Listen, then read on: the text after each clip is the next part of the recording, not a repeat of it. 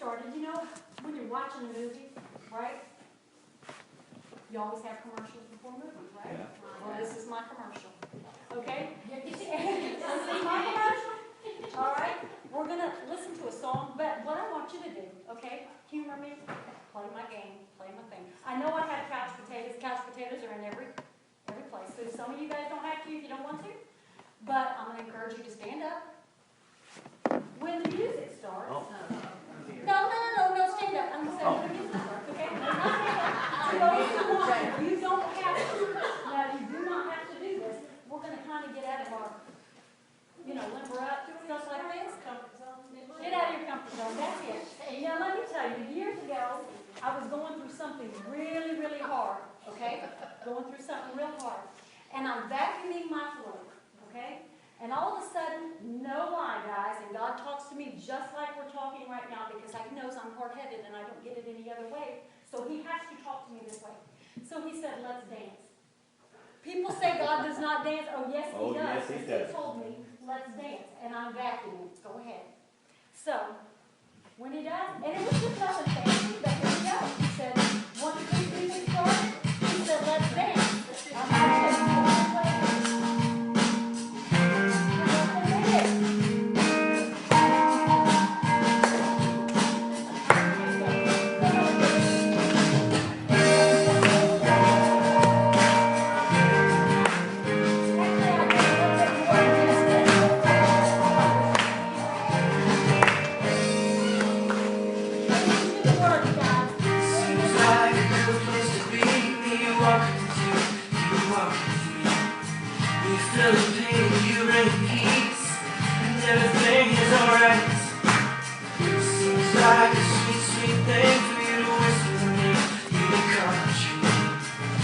falling down to see your love remains, and everything is alright. Everything's alright, everything's alright. Everything's alright, everything's alright. Yeah, everything's alright.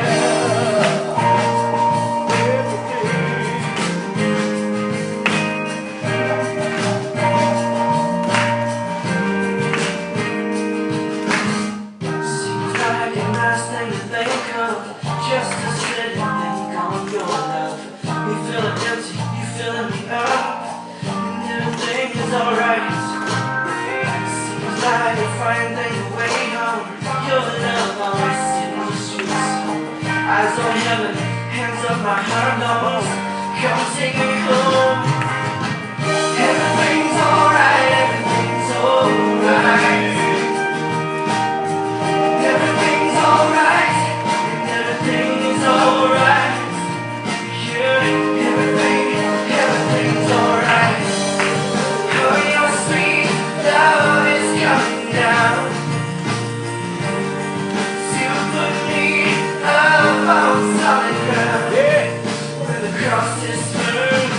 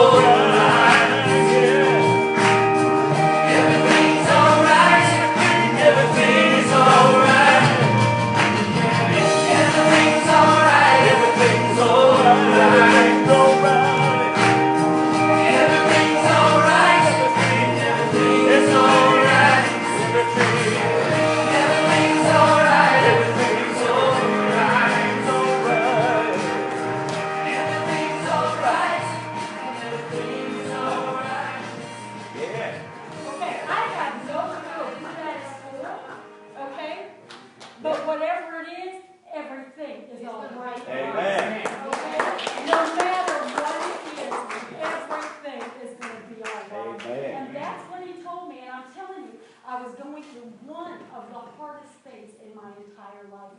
And he said, let's dance. Yeah, I love it. Works for me. And that's my commercial, guys. Yeah. That's nothing to do with what I'm going to talk about. But it's somebody. I told you my Bible's going to make it fall. It's all good. Okay. Maybe we need to do something different. That we're going to hold it? Oh. We can swap. That'd be polite, wouldn't it? Oh, okay. Well, that might work. That got it. We need some news. Like that, huh? Where's the green? Okay. The other one. The other one. In the back.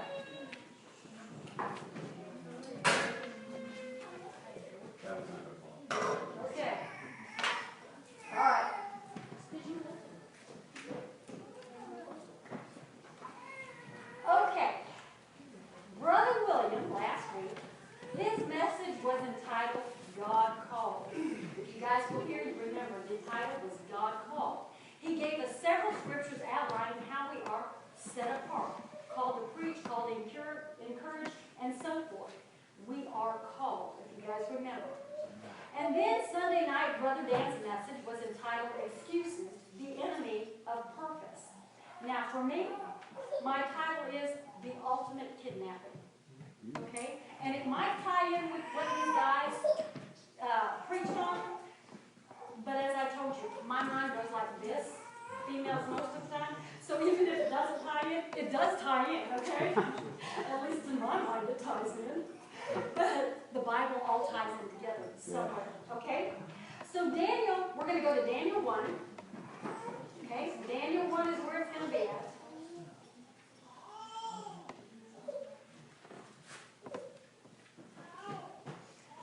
Daniel and his 3 friends were among hundreds of young people who were kidnapped by the enemy nation of Babylon. They were taken from their homes in Israel to a foreign land hundreds of miles away, all right? The kidnappers were instructed by the king. Let's not go to there yet. We'll go to, they were taken hundreds of miles away. I'm going to have Brother Dan read this in the King James Version, only because I'm hoping he gets all the names right and I don't have to say them. So go ahead. 1 through 8, please. In the 3rd year of the reign of Jehoiakim, king of Judah, came Nebuchadnezzar, king of Babylon, unto Jerusalem, and besieged it. And the Lord gave Jehoiakim, king of Judah, into his hand, with part of the vessels of the house of God, which he carried into the land of Shinar, to the house of his God. And he brought the vessels into the treasure house of his God.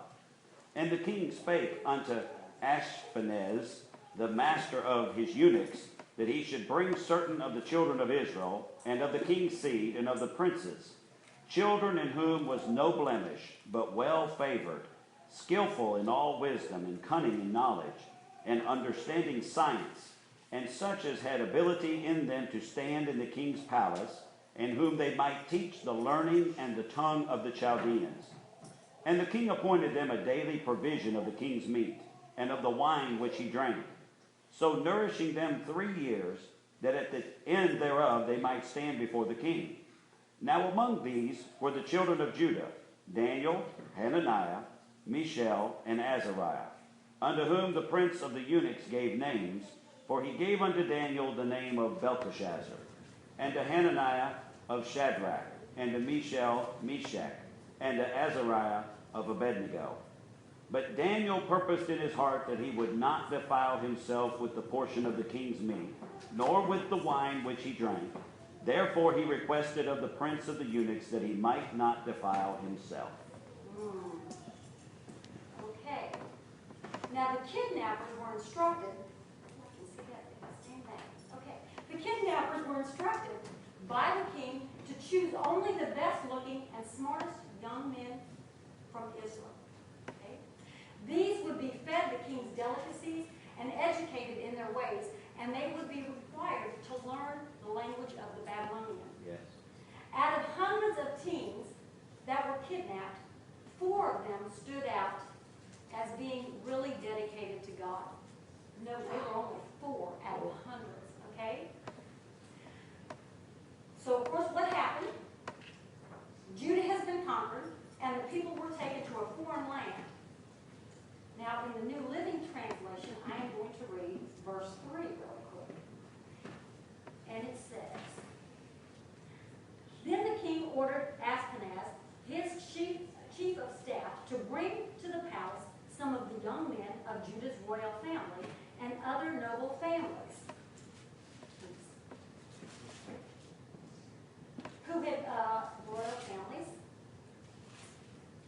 who had been brought to Babylon as captives.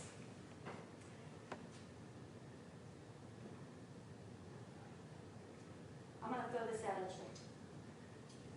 you. If a person were not worth something, why would a kidnapper take them? Really? Okay? Why would he take them if they weren't worth something? Yeah. In verse 4, it says, select, this is in my reading of the New Living Translation, select only strong, healthy, good-looking young men, he said. Make sure they are well-versed in every branch of language, are gifted with knowledge and good judgment, and are suited to serve in the royal palace. Train these young men in the language and literature of Babylon. Yeah. So first off, let's look who the king wanted. Okay, he wanted certain children of Israel's royal family. Of Israel, Judah's royal family. Okay, the noble families. Wasn't the poor families, guys. Right. It wasn't somebody who wasn't worth something. Okay, they were young men. They had no blemish. They were good looking. They were gifted in all wisdom. They were possessing knowledge, quick to understand, ability to serve, and young men they could teach their ways to. Right. Young people they could teach their ways to. The king's plan was to use the palace, or use them in the palace to carry out important tasks for his government. My other question is, what was wrong with his own people? That he couldn't find anybody gifted in all manner Yeah. in his own country, okay, to use in his own palace. That just, Why did he have to go searching thousands of miles away to find some men? Okay? Do you realize that in the spiritual realm, the enemy of your soul sees your word? Oh, yes. He sees your royalty, okay? He recognizes the bloodline, Yes. okay? All the good qualities and abilities God has placed in you, and it is what he is after because he's jealous of you. Why? He once had all of that. Think about it. He was ahead. He knows what's up there. We don't. But if he can keep us from knowing that, because we're going to make heaven our home, and it's not just because of the streets of gold. We're going to get to bask and be in there in God's presence. Yeah. We're going to get to, anyway, we're going to see him on that throne with that water flowing underneath that healing river, and he knows this, okay? So he wants to keep us from seeing that. Okay, so he seeks to alter your way of thinking, my way of thinking, because we are all God called, okay? The enemy will supply you with the excuses so you don't figure out your purpose or stay true to your convictions and your callings. Yes.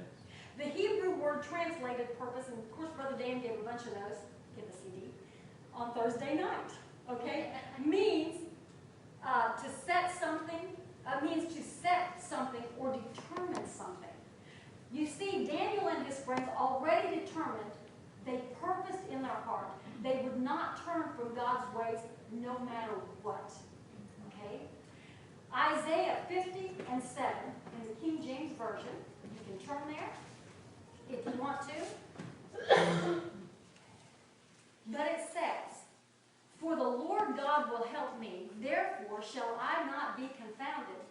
Therefore have I set my face like a flint, and I know that I shall not be ashamed. In the New Living Translation, it says, and I love it this way, because the sovereign Lord has helped me, I will not be disgraced. Therefore have I set my face like a stone, determined to do his will. And I know that I will not be put to shame. Hallelujah. Set yourself, determine who you're going to be, who you're going to serve. From the beginning, we must make up our minds who we're going to serve. These young boys already set their face like a stone, determined that they would not bow in their hearts, no matter what. But we like to use our excuses. I heard an eye-opening story a few weeks ago. I don't know if anybody has heard of Christine Kane. Love to hear that lady teach, okay? Love Christine Kane. And she said for 12 years of her life while she was growing up, she was abused. Yeah. She's up in her 40s now, and she said, you know, for longer than 12 years, I have been set free. But there's so many people that are living in the abuse of something that happened way back when, instead of living in the freedom that they have now. Right. Okay? That's right. And that just, wow, you know what?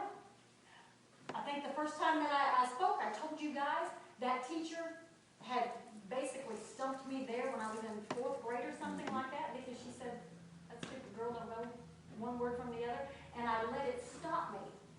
That was way back then. It's like, wow, I have a big mouth now, and boy, just think of 30 years of something I could have really used really, really good. Anyway, but I let it stop me, okay? So, I used to visit an older lady some time ago, and this was back in my mood when I cleaned houses. I would go and I would visit her, okay? Let me say this first, okay?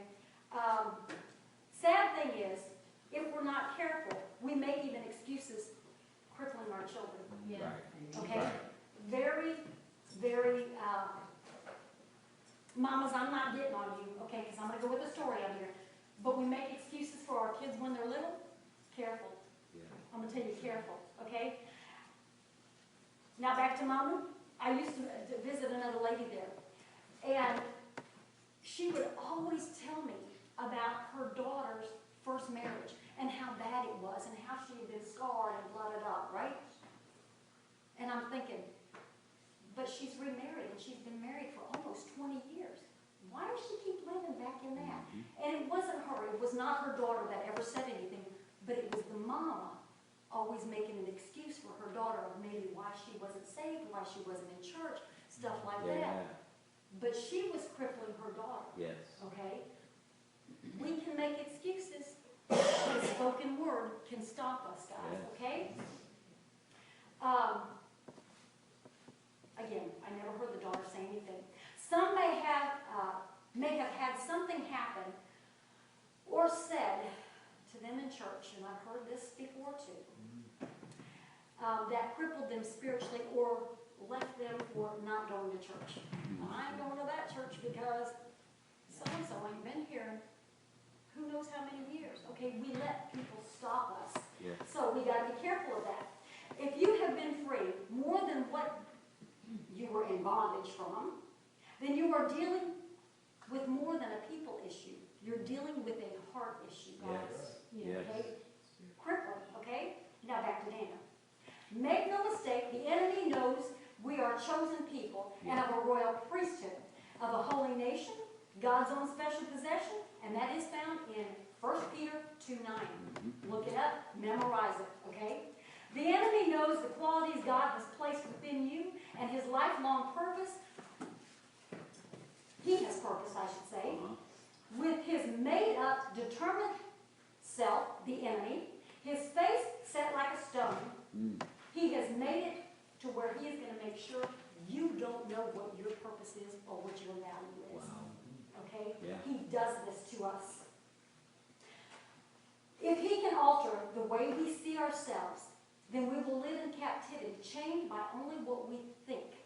I've said that before. It's all in our minds. Believe it or not, guys, it is in our minds. If you're sick, most of the time, okay? Because my grandmother used to do this, especially if my grandfather passed away. I don't know if you guys would remember anything that would come on TV. She had it. She thought she had it. I don't care what it was. New disease coming out. New drug that they needed to try on something. You know what? I think I might got that. How'd you get that? You ain't even been out of your chair. Okay. I don't know. And the sad thing is, guys, and I'm going to tell them myself, and I hope my dad doesn't ever hear this. Anyway, when my dad is at home, if my mom and I wanted to go do something, and we didn't want him to go with us, we'd do this number. You're kind of looking a little peaked, Dad. You are just not. We did. Dad, do you got a fever? Well, maybe I'm not feeling so bad. You know what? You might want to stay home. Well, you know what? You're right. But we would do that to him so he wouldn't go. Because we were going yard selling. But we talked him into it, guys. And we can do this, okay? So we got to be careful about this spoken word.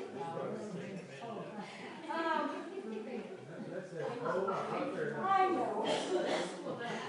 Have you repented of that? Well, yes, I haven't done it in a while. That's good. Okay. Just my thoughts, but suppose these young men, we're back to David, had dressed up like everyone else in the community, okay? And then these men came looking for the royal boys. Would it have made them harder to spot? Do you think it would have made them harder to spot? If they would have dressed like everybody else? Believe it or not, they would have still been recognizable. Yeah. Who you really are will eventually come out. That's right. Okay? Example. Ever meet a person who's not from your area? What gives them away? Ever meet somebody who is not street smart, but they go on the streets and they think they're going to talk street smart? You go, really? Please. No. I mean, it's just crazy. But if that doesn't convince you, let's turn to Mark 14. Have that marked in here. Mark 14. And I'll lose my place there. And I'm going to start in 66.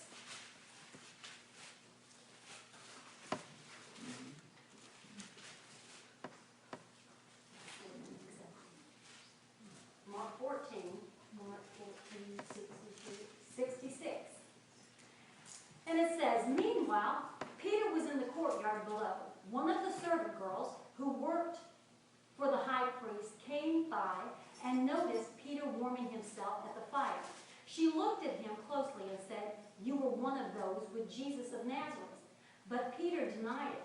"I don't know what you're talking about," he said, and he went out in the entryway. Just then, the rooster crowed. When the servant girl saw him standing there, she began telling others, "This man is definitely one of them." But Peter denied it. A little later, some of the other bystanders confronted Peter and said, "You must be one of them. You are a Galilean." Brother Dan, will you read that from 71, I think, and just 71 and 72. But he began to curse There you go. and to swear, saying, "I know not this man of whom you speak." And the second time the cock crowed.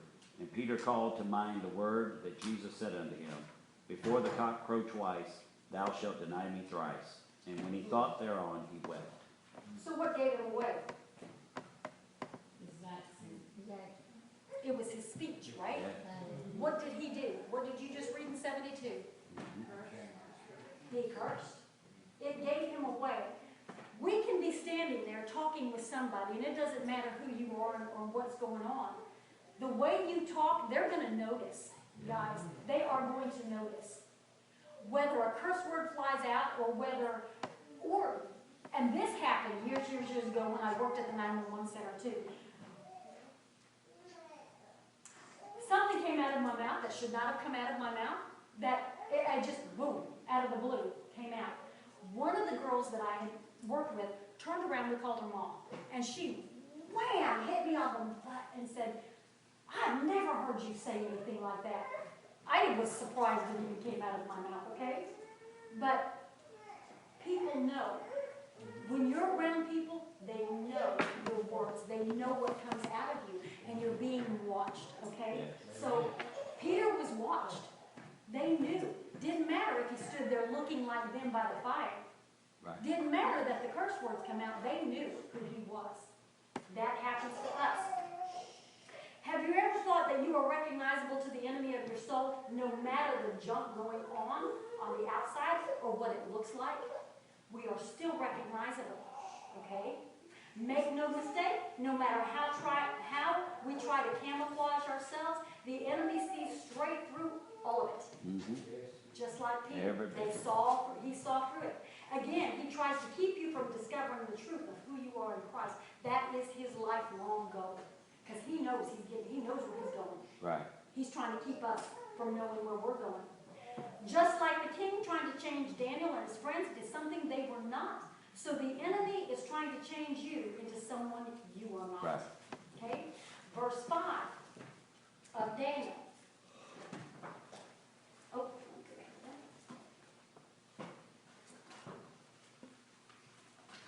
sorry, guys. Jump here. The king assigned them a daily ration of food, wine, and from his own kitchen.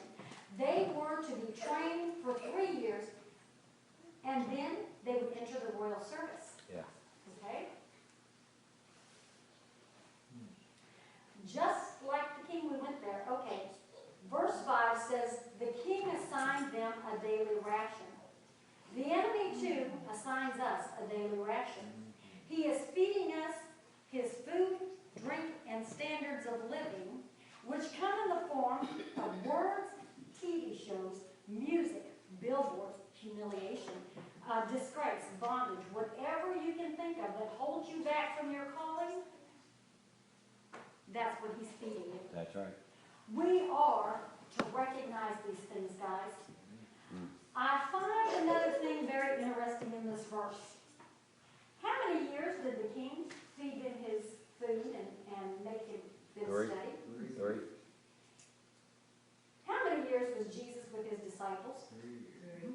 Teaching them and feeding them spiritual food. Okay? I don't know if there's a connection, but I found that pretty interesting. Oh, yeah. So, my question is, why do new believers think that they should be used right away when Jesus himself taught his men for 3 years, and a pagan king knew it would take at least 3 years to convert some royalty, royal boys? Wow. Just wondering. I mean, I have to wonder. And I didn't recognize that until I put this thing out around. Ever since I knew I was going to be going together, this has actually been one of my teachings I've had for many years, but have never put it together, but it was something that was going on. And it's like, I even had to text Max and Tammy and say, did I teach that already? No, okay, because it kept going. The more I read, the more something else came out. And it's like, whoa, okay. Now, in Matthew 10:16, it tells us, you don't have to go there, but it is Matthew 10:16, to be wise as serpents and harmless as doves. Yes. That is exactly what the Hebrew boys were, wise as serpents, harmless as doves. They lived in a land that was not their home, yet they still maintained a steadfast allegiance to God. The Hebrew boys were in a culture that did not honor God. Sound familiar? What kind of culture are we in now, guys? Yet they still obeyed God's laws and maintained holiness. Yes. So if they can do it, we can do it too. Right. Okay? That's right. We can do it too. This can be true of us also, for the Word tells us that we are in the world, but we are not of the world. And that is found in John 17:14 through 19. And I was going to try and make a big billboard here. Okay, I just didn't have time to do all that. Give me some airplanes going on and all this good stuff. Dramatic effect. There we go. But all through life, we take trips, guys. Okay? We trip over our words. We trip over what we look like. We trip over what we missed out on. We trip over inadequacies. We trip over hateful words. We trip over pride. We trip over condemnation. We trip over fear. We trip over anger. We trip over slander. We trip over gossip. We trip over conceit. We trip over jealousy. We trip over pride. Everything is a trip. And most of the time, we pay for these trips the rest of our lives, never fully understanding when Jesus died on that cross, he paid for all of those trips. Okay?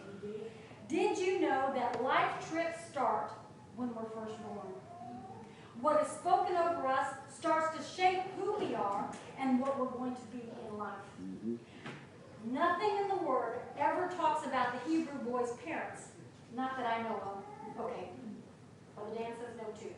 Yet, great words had to have been spoken over them and taught to them for them to be determined to serve God. Okay? So understand this. You can be as poor as a church mouse, and if you've had people speaking good over you, then you will become good from that spoken word. Yeah. Okay? Then again, you can come from a family that's very wealthy, have everything at its fingertips.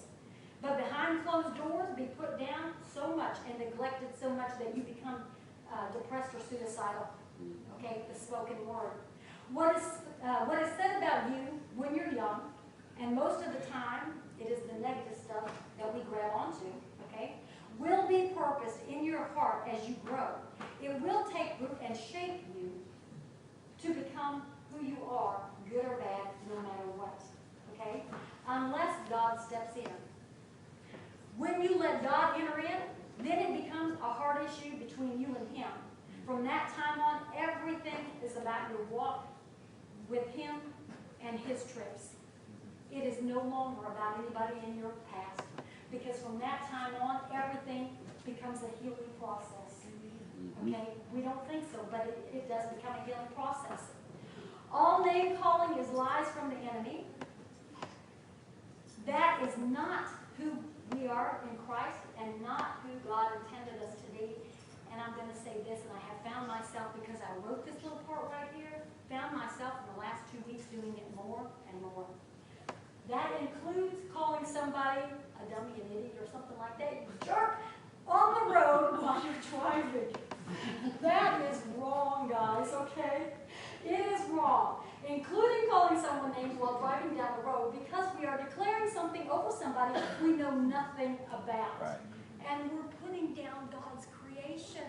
He created them just like He created us. So it's wrong. Yep. And I have been repenting over that way. I'm going, Lord, please help me to quit doing that. But I wasn't doing it until I wrote this. Okay? As long as we keep listening and believing the one feeding us his delicacies of lies, then we will never hear the truth that is really proclaimed over us. Now 6 and 7 says, Daniel, Hananiah, Mishael, and Azariah were 4 of the young men chosen, all from the tribe of Judah. The chief of staff renamed them, and these were the Babylonian names. Daniel was called Belshazzar. Hananiah was called Shadrach. Mishael was called Meshach. And Azariah was called Abednego. Now let's look at the meaning of their names. Daniel means God is my judge. Belshazzar means lady protect the king. Hananiah, the Lord is gracious. Shadrach, I am fearful of God.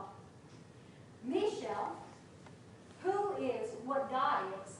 Meshach, I am of little account. Azariah, how do you say the name? The Lord has helped me. Abednego, servant of the God Nebo. Okay? The enemy was trying to make them lesser than who they really were, but they refused and stayed true to who they knew that they were. Okay? I do believe we all feel the same tug at times in our lives of being lesser than who we really are. Deep within every one of us, we long to be seen for more than what we have been called or led to believe about ourselves. We are screaming to get out. I believe this is because we were created in His image, and we are not what or who we think ourselves to be. Right. We are so much more, That's guys. right. We are so much more. Now back to our trips.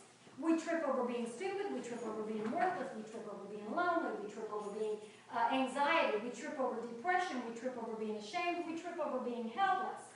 We trip over being pathetic, we trip over being not good enough. We trip over not having eloquent words, eloquent speech. Who did that? Moses, right? Yep. Moses did it too. We trip over not being able to read well. We trip over not being as talented as somebody else. I do that a lot too.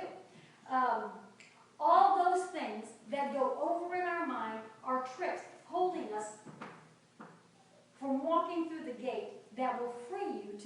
God called you to be from the very beginning. Whatever it is that is tripping you up and holding you back from God's calling needs to be dealt with in detail. That's right. Okay? Yeah. Now, did you know God has tricks too? God has lots of tricks. I only got a few of them down here. God has tricks, but because we do not know our word, we do not know what his tricks are. That is what the enemy tries to keep us from knowing. And I was going to try and write down all the scriptures on these and put your big billboard up there, okay? But it didn't work. Okay. God's tricks are tricks of a lifetime. Tricks of being redeemed. Tricks of being blessed, coming and going. Tricks of being forgiven. Tricks of abundance. Tricks of love. Tricks of favor. Tricks of knowledge. Tricks of faith.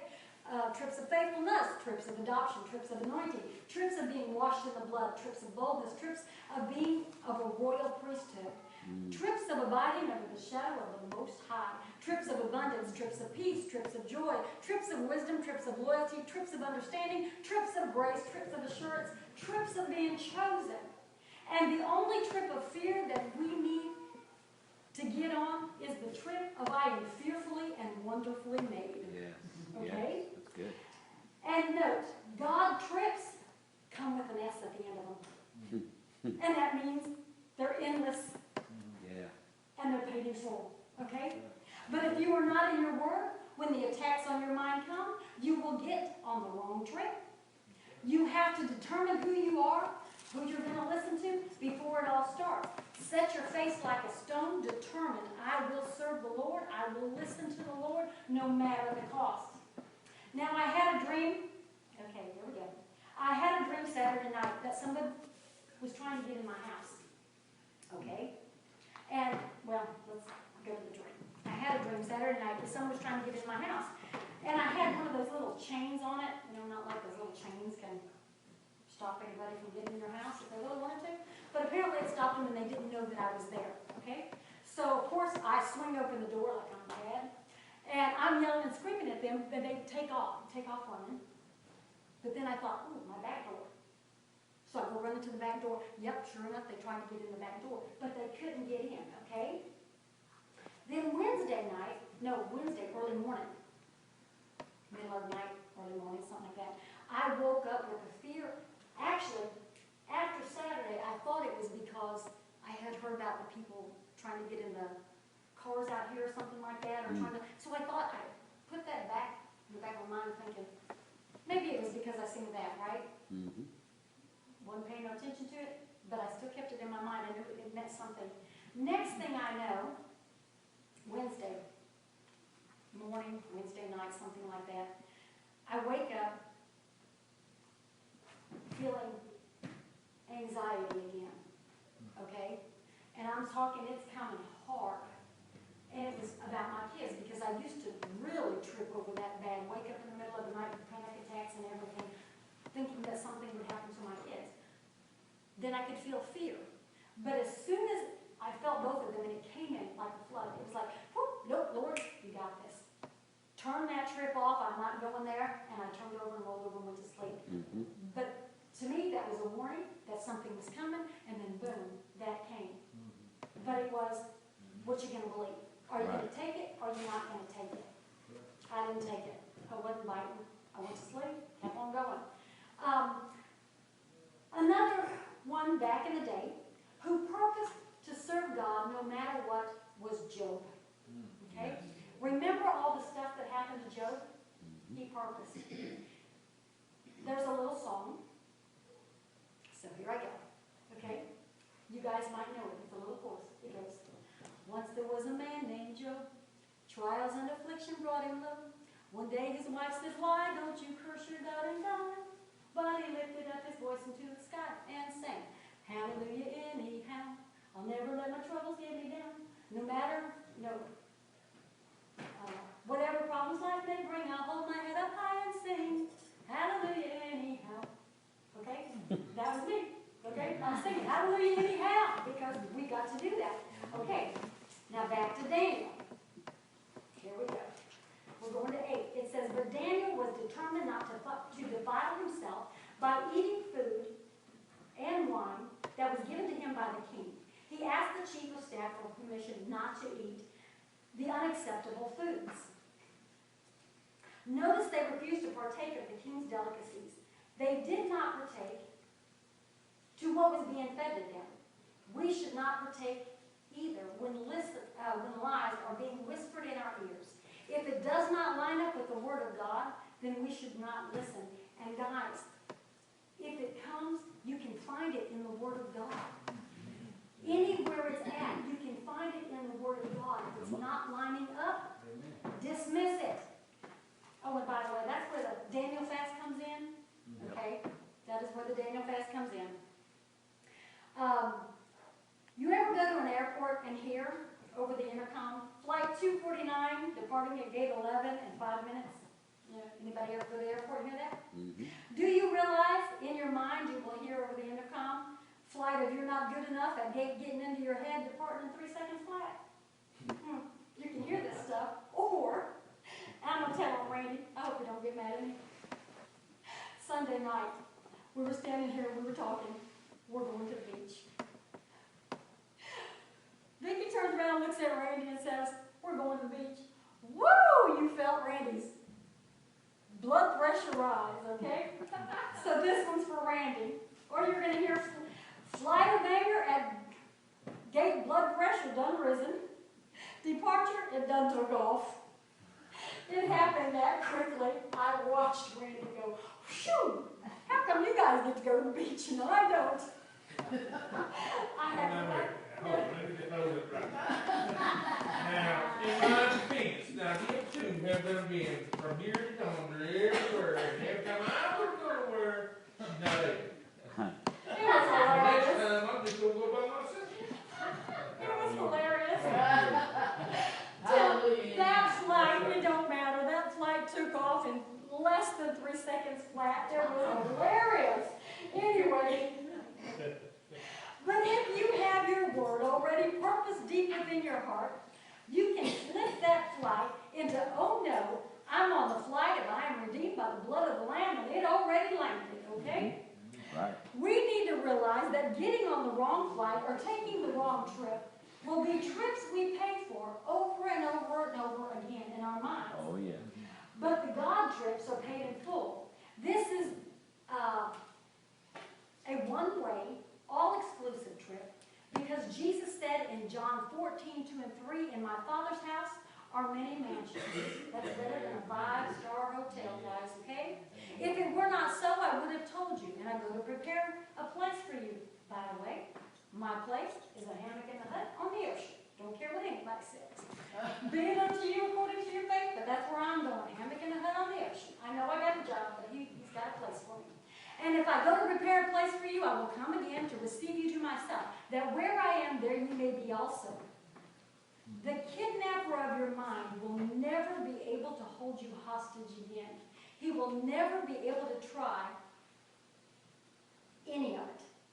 It will all be over with when you're determined and you've made it home. Now, my daughter told me a story last week, which was such a beautiful little story. And we don't know it's true in any way, shape, or form, but it will definitely make you see things a little different, okay?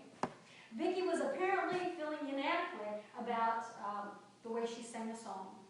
So my mom tells her that not even the angels can sing Amazing Grace, and that when she sings, or we sing praises and worship songs, the angels stop and listen, okay?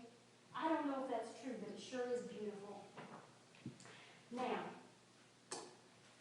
I'm not done singing, guys.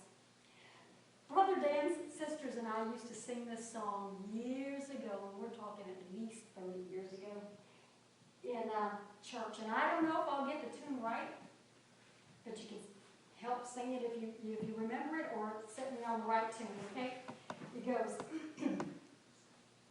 angels never knew the joys that are mine, for the blood has never washed their sins away. Though they sing in heaven, there will come a time when silently they listen to me sing Amazing Grace. And it's a